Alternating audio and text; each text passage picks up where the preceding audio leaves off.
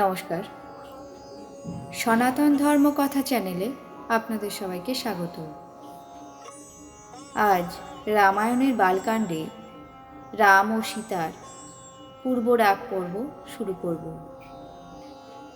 ব্রহ্মা বিষ্ণু মহেশ্বর ৩৩ কোটি দেবদেবী পিতা মাতা গুরু সবাইকে প্রণাম জানিয়ে এই পাঠ শুরু করছি।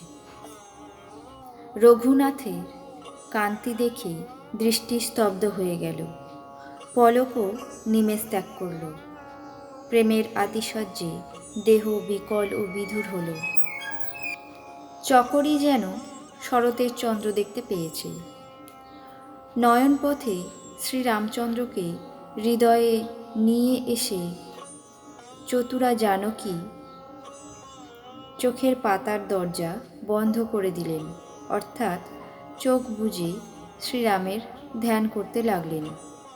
সখীরা যখন বুঝতে পারল যে জানকী প্রেমে অভিভূত হয়ে পড়েছে, তখন সংকোচের ফলে তারাও কিছু বলতে পারল না।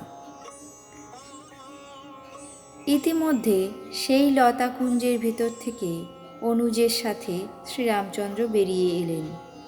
মনে হলো যেন দুটি নির্মল শশাঙ্ক ঘন মেঘের আড়াল থেকে বেরিয়ে এলো। দুটি সুদর্শন বীর ভ্রাতা, যেন কান্তি সুষমার শেষ কথা। নীল ও পীত বর্ণ, কমলের মতো দেহ, মাথায় সুদৃশ্য ময়ূরপুচ্ছ শোভিত, এবং তার মাঝে মাঝে ফুলের কুড়িগুচ্ছ শোভা পাচ্ছে। কপালে তিলক, তাতে বিন্দু বিন্দু ঘাম দেখা যাচ্ছে। কানে সুন্দর কুণ্ডল শোভা পাচ্ছে। বঙ্কিম ভ্রুভঙ্গি, কুঞ্চিত কেশ এবং নব রক্তকমল সদৃশ অরুণ বর্ণ নয়ন। চিবুক, নাসিকা ও গণ্ডদেশ অতি মনোরম, আর মৃদু হাসিতে সমগ্র সংসারে মন জয় করে। মুখের সৌন্দর্য দেখে শত শত কামদেব লজ্জা পায়। বুকের উপর মণিমালা শোভা পাচ্ছে। শঙ্খাকৃতি সুন্দর গলদেশ, বাচ্চা হাতির সুরের মতো সুন্দর ও বলশালী দুটি হাত, যার বাঁ হাতে পুষ্পপাত্র। হে সখী, ওই শ্যামবর্ণ কুমার তো অতীব সুন্দর। সিংহের মতো ক্ষীণ কটিদেশ, পরনে পীতাম্বর, কৌলিন্যে ও সুষমায় সকলের শ্রেষ্ঠ। সূর্যবংশ শিরোমণি শ্রীরামচন্দ্রকে দেখে সখীরা সব আত্মবিস্মৃত হয়ে গেল। সুচতুরা এক সখী ধৈর্য ধরে শান্ত হয়ে সীতার হাত ধরে বলল, গিরিজা দেবীর ধ্যান পরে আবার করো, এখন রাজকুমারকে তো দেখে নাও। কুণ্ঠার সাথে সীতা চোখ খুলে নিজের সামনে রঘুবংশের দুই সিংহকে দেখতে পেলেন। পা থেকে মাথা পর্যন্ত রামের সৌন্দর্য দেখে এবং পিতার প্রতিজ্ঞা স্মরণ করে তার মন বড়ই ব্যাকুল হল। সখীরা যখন সীতাকে প্রেমবিহ্বল দেখল, তখন সকলে ভয় পেয়ে বলল, বড় দেরি হয়ে যাচ্ছে, এখন যাওয়া দরকার, কাল এই সময় আবার আসব। এই কথা বলে একজন সখী মনে মনে হাসল। সখীদের এই রকম রহস্যপূর্ণ কথা শুনে সীতা একটু সংকুচিত হলেন। দেরি হচ্ছে বলে মায়ের জন্য তার ভয় হলো। অত্যন্ত ধৈর্য সহকারে তিনি শ্রীরামচন্দ্রকে হৃদয়ের মধ্যে নিয়ে এলেন এবং তাকে চিন্তা করতে করতে নিজেকে পিতার অধীনে জেনে ফিরে চললেন। হরিণ, পাখি, গাছপালা এইসব দেখার অছিলায় সীতা বারবার ফিরে ফিরে দেখছিলেন শ্রীরামচন্দ্রের রূপ। তিনি যতই বারবার দেখছিলেন, ততই তার হৃদয়ে রামপ্রীতি বাড়তে লাগল। হরধনু অত্যন্ত কঠিন জেনে তিনি ভীষণ উদ্বিগ্ন হয়ে মনে মনে বিলাপ করতে লাগলেন, আর হৃদয়ে শ্রীরামচন্দ্রের শ্যামল মূর্তিকে স্থাপন করে চলতে লাগলেন। হরধনু কত কঠিন সে কথা স্মরণ করে তার মনে দুশ্চিন্তা হচ্ছিল যে এই সুকুমার রঘুনাথ কি তাকে ভঙ্গ করতে পারবেন। পিতার প্রতিজ্ঞার কথা মনের মধ্যে থাকাতে তার জন্য দুশ্চিন্তা তো ছিলই। সেজন্য মনে মনে বিলাপ করছিলেন। প্রেমের বিহ্বলতায় ঐশ্বর্যের স্মৃতি নষ্ট হয়ে যাওয়াতে এই অবস্থা হয়েছিল। পরে ভগবানের শক্তির কথা স্মরণ হওয়া মাত্রই মনে আনন্দ এসে গেল। শ্যামল মূর্তির চিন্তা করতে করতে ফিরে চললেন। প্রভু দাশরথী যখন জানতে পারলেন যে সুখ, স্নেহ, সুষমা ও গুণের আকর জানকী চলে যাচ্ছেন, তখন পরম প্রেমের কোমল কাজল দিয়ে সীতার ভুবন মোহিনী মূর্তি নিজের চিত্তপটে এঁকে ফেললেন। এদিকে সীতা আবার ভবানী মন্দিরে গেলেন এবং তার চরণ বন্দনা করে হাত জোড় করে বললেন, জয় জয় হে শঙ্করী, হিমাদ্রি কেশরী, মহেশের মুখচন্দ্রের চকরী স্বরূপা পার্বতী, তোমার জয় হোক। হে কার্তিক গণেশ জননী, হে বিদ্যুতের সমান কান্তিযুক্তা শরীরধারিণী, তোমার জয় হোক। তোমার না আছে আদি, না আছে মধ্য, আর না আছে অন্ত। তোমার অসীম প্রভাবের কথা বেদও সম্পূর্ণভাবে জানে না।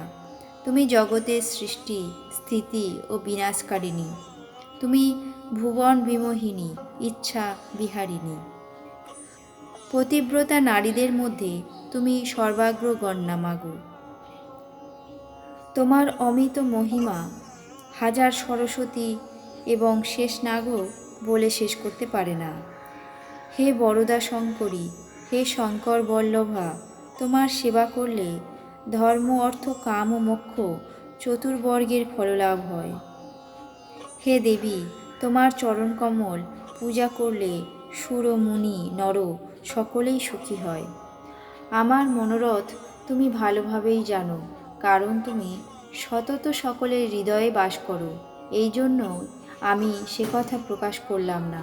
এই কথা বলে জানকী পার্বতীর পায়ে ধরে প্রণাম করলেন।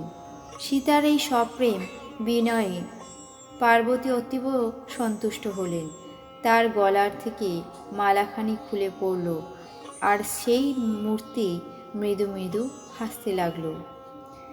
সীতা সেই প্রসাদী মালা তুলে মাথায় নিলেন। উমার হৃদয় আনন্দে পরিপূর্ণ হল।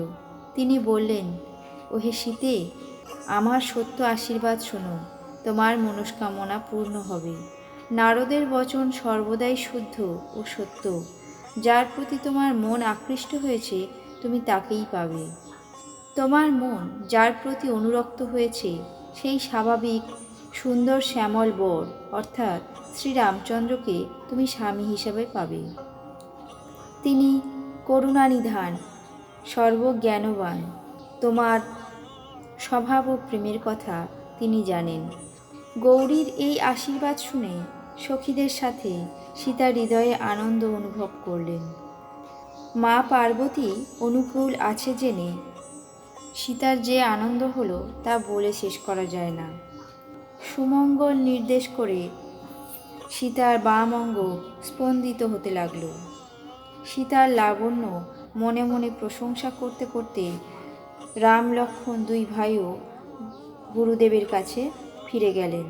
শ্রীরামচন্দ্র বিশ্বামিত্রকে সব বিস্তারিত বললেন, কারণ তিনি স্বভাবে সরল, কপটতা তাকে কখনো স্পর্শ করতে পারে না।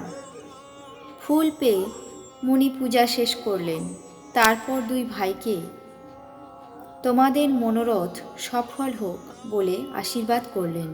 আশীর্বাদ পেয়ে রাম লক্ষ্মণ ভীষণ খুশি হলেন। পরম জ্ঞানী মুনি বিশ্বামিত্র ভোজন শেষ করে কিছু প্রাচীন কাহিনী বর্ণনা করলেন। দিনের শেষে গুরুর আদেশ নিয়ে দুই ভাই সন্ধ্যা বন্দনা করতে গেলেন। ওদিকে পূর্ব গগনে সুন্দর চন্দ্রের উদয় হল। সেই চন্দ্রকে সীতার বদনকান্তির সমান মনে করে রামচন্দ্র খুব খুশি হলেন। পর মুহূর্তেই বিচার করে বুঝলেন যে এই চাঁদ তো সীতার মুখের সমকক্ষ নয়। লবণ সমুদ্রে চাঁদের জন্ম, আর সমুদ্রে জন্মের কারণে বিষের ভাই। দিনের বেলা এ প্রভাহীন, মলিন, নিস্তেজ থাকে এবং কলঙ্কযুক্ত অর্থাৎ কালো দাগযুক্ত। এই দুর্ভাগা দিন চাঁদ সীতার মুখের সুষমা কোথা থেকে পাবে? চাঁদের হ্রাস বৃদ্ধি আছে, বিরোহিণী নারীদের দুঃখ দেয়। নিজের সন্ধিমুখে পেলেই রাহু তাকে গ্রাস করে।